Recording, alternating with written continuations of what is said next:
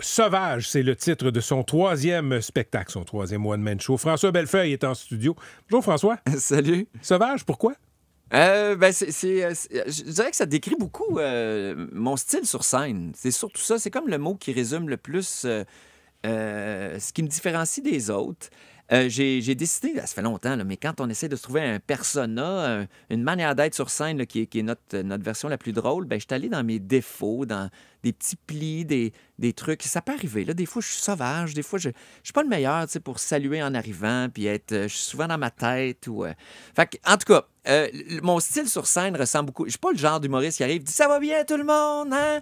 Ça va, Saint-Hyacinthe? » Non, je suis plus comme souvent, puis c'est devenu c'est pas un running gag, mais je commence jamais mes shows en saluant. Puis c'est tout le temps un défi pour moi de trouver la meilleure première phrase. Je suis assez content pour celui-là. Je suis bien content de ce que j'ai. T'as dit en entrevue, j'aime pas la question de quoi ça parle. Tu préfères parler de comment on en parle. Il n'y a rien d'intéressant. De quoi ça parle? Je veux dire, y a-tu quelqu'un vraiment à la maison qui va dire « Ah, il va parler du trafic, moi y aller. » Moi, j'aime ça, les jokes sur le trafic. C'est la manière qu'on en parle. C'est l'angle. L'humour, c'est tout le temps ça, parce qu'on est des humains. On essaie de trouver des sujets qui intéressent les gens. Il faut que ça soit intéressant, définitivement. Mais je demande aux gens de me faire confiance, puis... Tu sais, l'angle est tout le temps... Puis si je vous dis l'angle, je vais finir par dire mes gags, puis je vais les garder pour le show. T'sais. OK.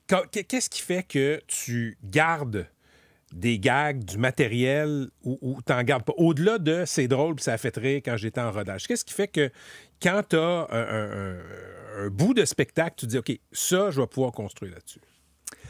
Il faut tout le temps que je le fasse sur scène pour voir à quel point ça a du potentiel. Des fois, j'ai l'impression que ça, c'est de la bombe, c'est le fun. Je peux vraiment, ça dit quelque chose que je veux dire. Puis j'arrive sur scène, puis ça passe pas, ou le lien se fait pas. Les gens n'ont pas le même référent que moi. Mais moi, pour que ça reste, il faut vraiment qu'il y ait de l'énergie. Moi, j'aime ça faire rire, tu sais. J'aime ça quand un rire de trip plus qu'un rire de tête, tu sais. J'aime pas tant... Attends. Ouais. Je m'excuse de t'interrompre, François Bellefeuille. C'est quoi la différence entre le rire de trip et le rire de tête? Le rire de tête, c'est comme... Ah, tu sais, t'entends une joke, tu dis, ah, c'est bon, ça. Mais tu dis c'est bon, ça, avant de rire. Tu ris après parce que tu fais... Mais c'est souvent les rires qui vont te faire applaudir après. Good one. Ah, là, celle-là a dit quelque chose. Puis je préfère le rire où tu te mets à rire avant même de te dire que c'est drôle. C'est un rire qui... c'est vraiment un rire de vente. C'est le genre de rire que t'as le piton collé souvent. Puis si je t'en fais 2, 3, 4, 5 de fil de même, mais souvent, c'est là que tu vas te mettre à tousser. Moi, j'aime ça entendre le monde tousser. Tu parles de tousser, justement, dans cette entrevue formidable ce matin avec Dominique Tardif, journaliste à la presse. Que le titre me fait peur. Comment? Lis le titre. François Bellefeuille a besoin de se planter. Hey, ma première, c'est demain. C'est effrayant comme titre. Non, mais attends, c'est tiré de quelque chose que tu as dit aux journalistes. Oui. C'est-à-dire qu'en rodage, il faut que tu te fasses mal pour que ce soit bon le résultat final. Oui. Si je me plante, par exemple, au Bordel Comedy Club, sur le pont, là, en retournant chez nous, là, c'est sûr que mon cerveau fait comme OK, là, il va chercher des idées, ça m'obsède, puis c'est là que les meilleures idées vont sortir souvent. OK, mais je reviens à tousser. Ouais. Tousser, après avoir ri, c'est le signe que c'est un succès. C'est le signe que je t'ai fait rire pas mal de... On se met à tousser souvent quand finalement, tu as ri beaucoup, tu sais, mettons, pendant 30 secondes au moins, puis là, tu as de la misère à trouver ton air, puis là, tu tousses, puis tu as peut-être, tu sais, t'es pas nécessairement la personne la plus en santé. Peut-être les gens qui ont un bon cardio toussent moins. Peut-être que je fais rire du monde qui fume beaucoup. Non, mais je sais pas. Mais c'est surtout ça, puis j'aime ça quand je parle de contrôle.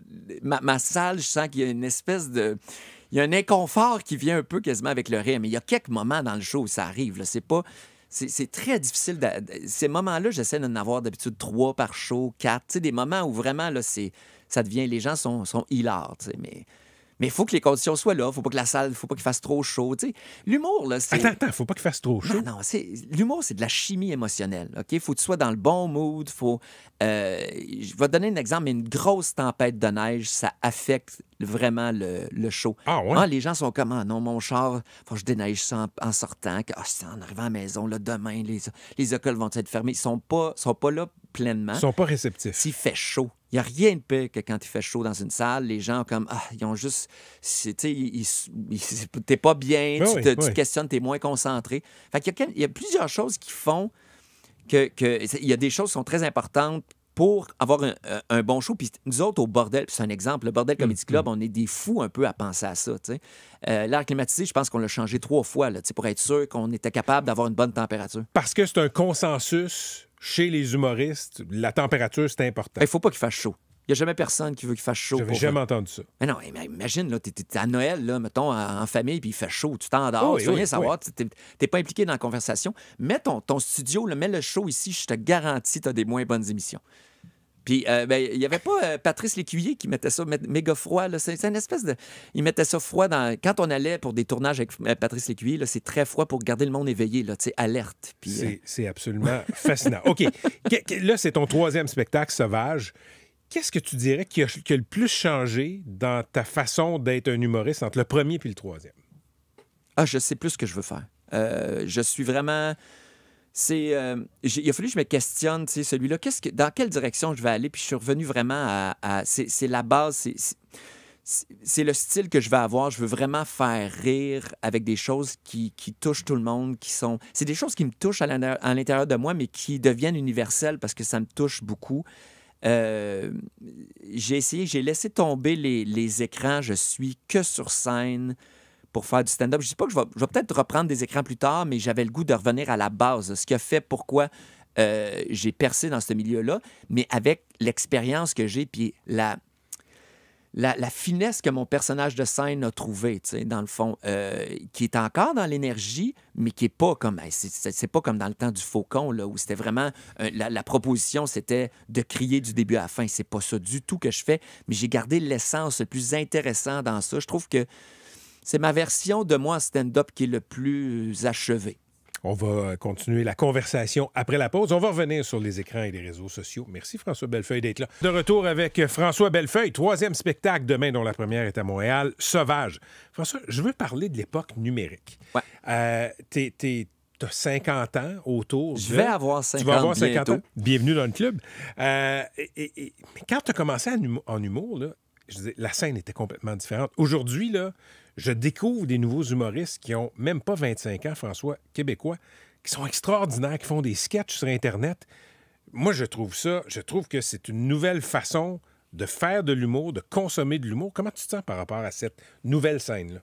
C'est sûr que moi, quand je suis sorti, c'était pas du tout ça. Là. Nous autres, YouTube c'était nouveau. On voyait quasiment pas de stand-up là-dessus. Puis il fallait regarder des DVD d'humoristes. Là, pour, c'était limité. C'était limité. On avait moins. On n'était pas bombardé par plein de styles. Fait que c'était difficile un peu. C'était plus difficile de se définir. Maintenant, les jeunes là, de nos jours, beaucoup plus tôt que nous, sont bons. Sont vraiment très bons. Puis, mais en même temps, c'est une arme à double tranchant parce que, malheureusement, nous, quand je suis sorti, l'important, c'est de devenir bon sur scène. Oui. Et maintenant, ils ont 2 choses. Il faut absolument qu'ils deviennent bons sur scène et il faut aussi qu'ils soient bons sur les réseaux sociaux parce que s'ils ne sont pas bons sur les réseaux sociaux, personne ne va venir les voir. On est rendu un peu à cette époque-là. C'est la façon d'attirer des gens. Mais avant, il y avait les Juste pour rire, par exemple. Tu faisais un hit à Juste pour rire, là, le monde, ah oui, lui, on va aller le voir, puis tout ça. Là, ça passait à TVA. Oui, ça passe à la télé, suivi. là, les gens l'écoutaient. C'est plus écouté du tout quand ça passe à la télé du stand-up. C'est vraiment les réseaux sociaux. Par contre, tu peux vraiment percer le milieu avec des bons bits sur les réseaux sociaux.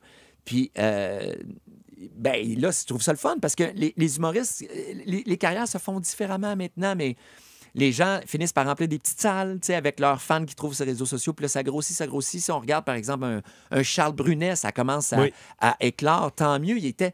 Je pense, la première fois qu'il a joué au Bordel, il n'y avait même pas l'âge, je pense. Il n'y avait même pas 18 ans.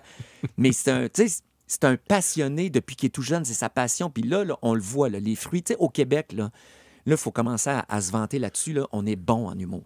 OK? On est un peuple là, qui commence à être vraiment, vraiment solide en stand-up. En tout cas, c'est diversifié, puis François. Nos jeunes, ça paraît, puis on a des superstars qui s'en viennent, là, puis qui vont peut-être rayonner encore plus qu'on était capable au niveau mondial, parce qu'ils parlent aussi souvent très bien anglais. Mais moi, je suis très fier de ça. Puis tu sais, comme le Bordel, ça l'a aidé aussi tout ça. Parce qu'il y a beaucoup plus de comédie club, on comprend plus ça a comme aidé à comprendre exactement comment consommer du stand-up. Quand tu regardes les jeunes humoristes qui montent, qui font toutes sortes d'affaires sur les réseaux sociaux, des fois, c'est des extraits de leur spectacle en stand-up, mais ils sont très créatifs aussi. Est-ce que tu te dis que tu devrais avoir cette présence-là comme ça sur les réseaux sociaux? Moi, il me pousse dans le cul, mais j'aime ça. T'sais. Ce que je veux dire, c'est la même affaire que quand je vais jouer au bordel, là, puis il y a un côté de moi qui fait comme, ah non, merde, ils sont donc bien bons à soir. Là. Je suis comme, ah! Puis là, je sors de là, puis j'ai l'impression que j'ai été le 3e meilleur, puis ça me fait chier, puis c'est normal. Là. Mais c'est ce qui fait que je me dépasse après, tu sais. Ça me pique, puis c'est bon, je pense que c'est sain, tu sais. Oui. Il y a toujours eu un peu de compétition en humour, mais c'est la même chose sur les réseaux sociaux, mais là, ils sont quelque chose. Eux autres sont nés avec ça dans les mains. Fait que j'essaie de tirer mon épingle du jeu, puis ça marche. Et moi aussi, je mets des extraits. Puis dernièrement, je vois que ça marche très bien. J'essaie d'être créatif aussi, mais surtout, je suis épaté de voir tout ce qu'ils font. Il y en a qui m'influencent là-dedans, puis j'essaie de trouver comme ma voix. Il y en a qui t'influencent? Ben oui, définitivement. De quelle manière? Je regarde les trends, qu'est-ce qu'ils font, les POV, là, les points of view, je regarde tout ça. Mais ça, c'est. Je te dirais que la grosse différence là, qui a changé, là, puis ce qui montre que je suis vieux, puis là, j'essaye de m'habituer à ça. Là, mais moi, là, quand j'ai commencé à faire de l'humour, là, c'était tellement mal vu de copier un concept qu'on avait déjà vu. OK? C'était fou comment on voulait pas faire ça. Dès que quelqu'un avait parlé d'un sujet, on touchait pas à ce sujet-là. Mais puis là, c'est en train de changer. C'est comme tout au niveau de l'Internet, les trends. C'est que là, c'est rendu cool et acceptable et le fun de pas de copier, bâtir quelque chose qui a été fait. mais de refaire quelque chose qui a été fait. C'est très comme acceptable et c'est valorisé. Puis ça m'a pris quelques années, je te dis, m'habituer à ça. Puis là, je commence à, j'ai tout le temps l'impression que je suis un peu, pas un imposteur, mais je me sens comme un copieur. Je me dis, comment je peux faire... C'est-tu moi, ça? Je pense que c'est ton stationnement. Vous savez que j'ai payé. T'as encore 10 minutes. Mais là, je suis en train de m'habituer à ça parce qu'il faut être de son temps aussi. Il faut avancer là-dedans. Puis je peux pas commencer à me dire, genre, arrêtez de faire ça des trends, c'est mondial. Là, puis je le comprends aussi pourquoi que c'est. Puis je regarde Arnaud Soli-le-Faire, il est excellent. Fait que moi, dernièrement, j'étais plus en retrait, mais là, je recommence à être beaucoup plus sur les réseaux sociaux. Puis j'ai des belles affaires là, qui sortent. Là. J'ai fait de quoi je suis vraiment, vraiment fier qui va sortir le lendemain de ma première. J'ai bien hâte de voir si ça va être viral. Peut-être. Mais en tout cas, tes ventes de spectacles sont virales. Ça, t'as pas à t'inquiéter. Ça va bien. Ça va très bien, semble-t-il. Ouais. Dernier point. Tu l'as dit, 50 ans bientôt. Comment tu vis avec ça? Très bien. L'avantage d'avoir une petite tendance à être anxieux comme moi, ça fait depuis que j'ai comme 46 que j'ai peur du 50. Fait que, tu sais, moi, c'est ça, là, je me suis fait à l'idée, là, depuis quand j'ai eu 49, là, c'était le clou dans le cercueil de cette affaire-là. Fait que je vais avoir 50 cet hiver, puis on dirait que j'ai déjà 50 dans ma tête. François, on te dit merde pour la première de demain et pour toute la tournée. Merci beaucoup. C'est gentil.